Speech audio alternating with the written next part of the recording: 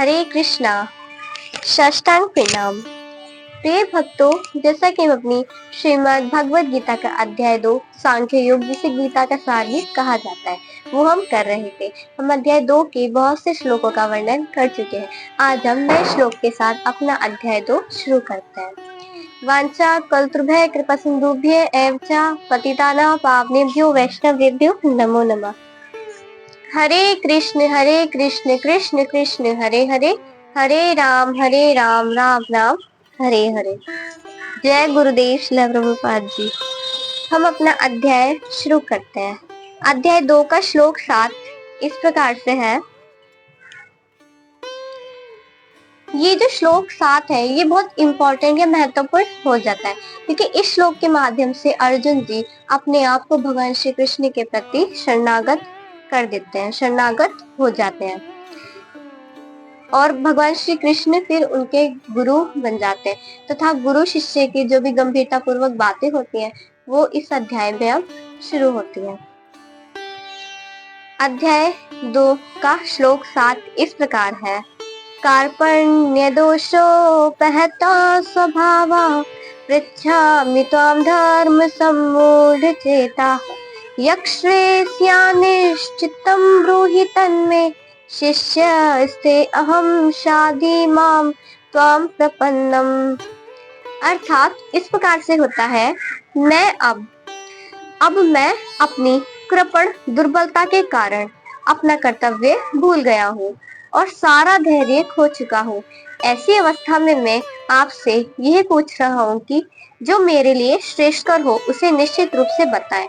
अब मैं आपका शिष्य हूँ और मैं आपका शरणागत हूँ, कृपया मुझे उपदेश दें। इस प्रकार से अर्जुन जी भगवान श्री कृष्ण से ये शब्द कहते हुए भगवान श्री कृष्ण की शरण में चले जाते हैं तथा वे भगवान श्री कृष्ण से उपदेश जानना चाहते हैं जीवन के बारे में, और जो वो मोह में थे वो सब कुछ भूल गए थे, अपना कर्तव्य भूल गए थे और कृपण दुर्बलता में आ गए थे, धैर्य खो चुके थे। ऐसे अवस्था में वो भगवान श्री कृष्ण के प्रति शरणागत हो जाते हैं तथा उनसे प्रश्न करना शुरू कर देते हैं। तात्पर्य हम विस्तार पूर्वक जानते हैं। तात्पर्य इस प्रकार है, ये जो प्राकृतिक नियम है, भौतिक कार्यकलाप की प्रणाली की हर एक के लिए चिंता का कारण है। ये जो यानी मटेरियल नेचर है, इसमें हर कोई उलझनों में रहता है, तो वही बता रखा है, यही हमारी चिंता का कारण है। पग पग पर हम सभी को उलझने मिलती हैं। जो भी हमारी लाइफ होती है भौतिक प्रकृति में, हम सब किसी न किसी उलझन में पड़े रहते हैं। हमें उलझने मिलती है पग पग पर। इसीलिए प्रामाणिक गुरु के पास जाना आवश्यक है, जो जीवन के उद्देश्यों को पूरा करने के लिए समुचित प्रदर्शन कर सके।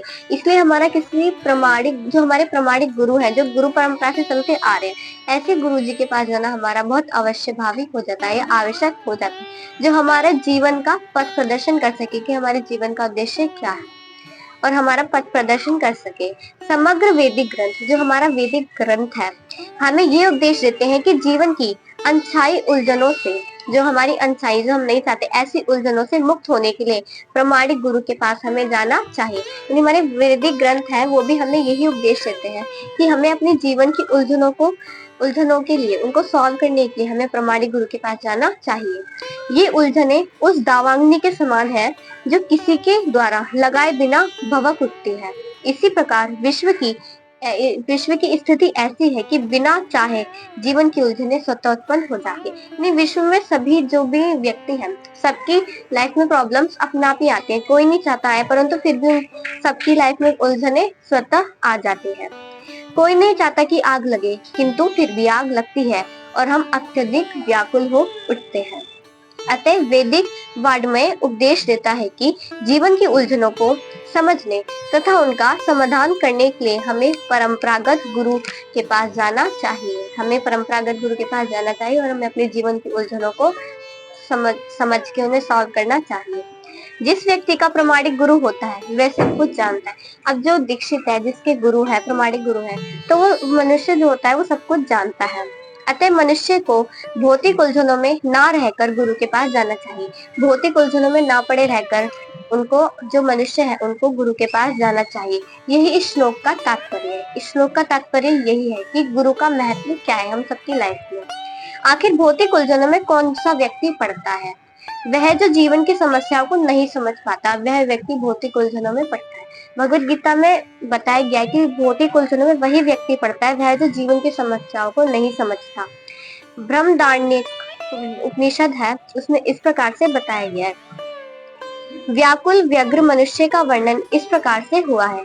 यो वा एतदक्षरः गार्गे विदित स्वाम स्वालोका तु प्रेति सा कृपणः। कृपण वह है जो मानव जीवन की समस्याओं को हल नहीं करता, यानी कृपण उस व्यक्ति को कहा गया है जो अपनी मानव जीवन की समस्या यानी प्रॉब्लम्स को सॉल्व नहीं करता तथा आत्म साक्षात्कार के विज्ञान को समझे बिना, यानी जो हमारा जो आत्मा है उसका साक्षात्कार, उसे जानना, अपनी आत्म साक्षात्कार के विज्ञान को समझे बिना कुकर सुकर की भांति इस संसार को त्याग कर चला जाता है। जीव के लिए यह मनुष्य जीवन अत्यंत ही मूल्यवान निधि है, यानी हम जितने भी जीव हैं, हम जिनको भी मनुष्य तन मिला है, हमारे लिए बहुत ही मूल्यवान निधि है, जिसका उपयोग वह अपने जीवन की समस्या को हल करने में कर सकते हैं। अतः जो इस अवसर का लाभ नहीं उठा पाते, मनुष्य जीवन पाकर भी वह इस अवसर का लाभ नहीं उठा पाते, आत्म साक्षात्कार के विज्ञान को नहीं समझ पाते, ऐसे व्यक्तियों को कृपण कहा गया है। ब्राह्मण इसके विपरीत होते हैं, जो भी ब्राह्मण होते हैं इसके विपरीत होते हैं। ब्राह्मण शब्द का अर्थ इस प्रकार से होता है, जो इस शरीर का उपयोग जीवन की समस्त समस्याओं को हल करने के लिए करता है। ब्राह्मण शब्द का अर्थ यहाँ पे ब्राह्मण वही है जो इस शरीर का उपयोग जीवन की समस्याओं को हल करने में करता है, वही ब्राह्मण है। अतः यह एतदक्षरः गार्गी विदित स्वाम मल्लोकात् प्रेति सा ब्राह्मणः। देहात्म बुद्धिवश कृपण या कंजूस लोग अपना सारा समय परिवार, समाज, देश आदि के अत्यधिक प्रेम में गवा देते हैं।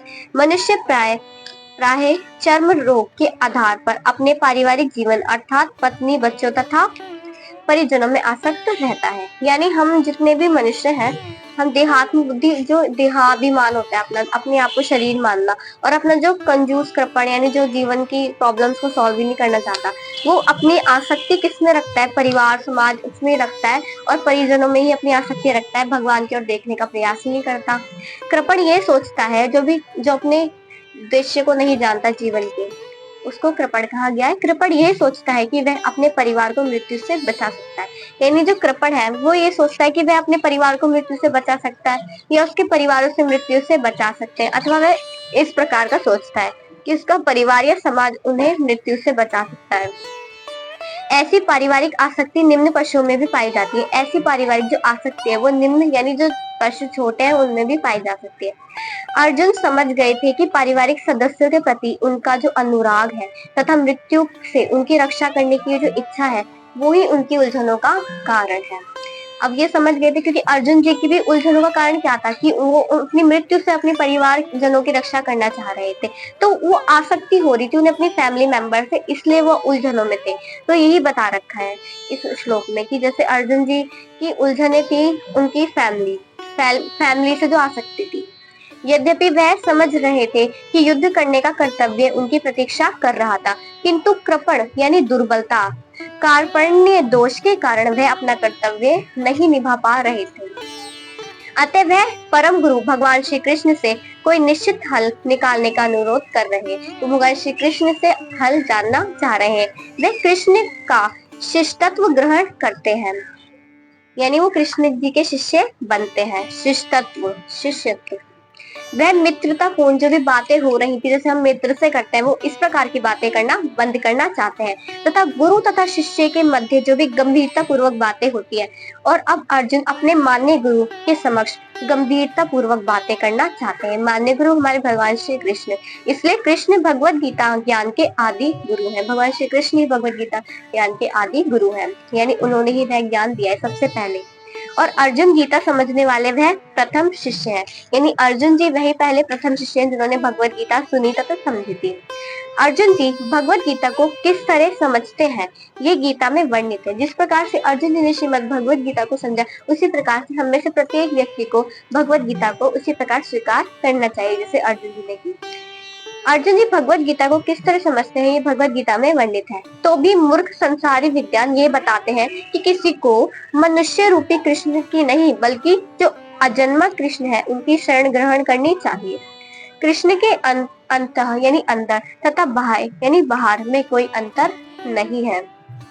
इस ज्ञान के बिना जो भगवत गीता का समझने का प्रयास करता है वह सबसे बड़ा मूर्ख है। यानी जो भगवान श्री कृष्ण में अंतर कर रहा है कि अजन्मा कृष्ण अलग है और जो भगवान श्री जो कृष्ण है अर्जुन जी के साथ वो अलग है।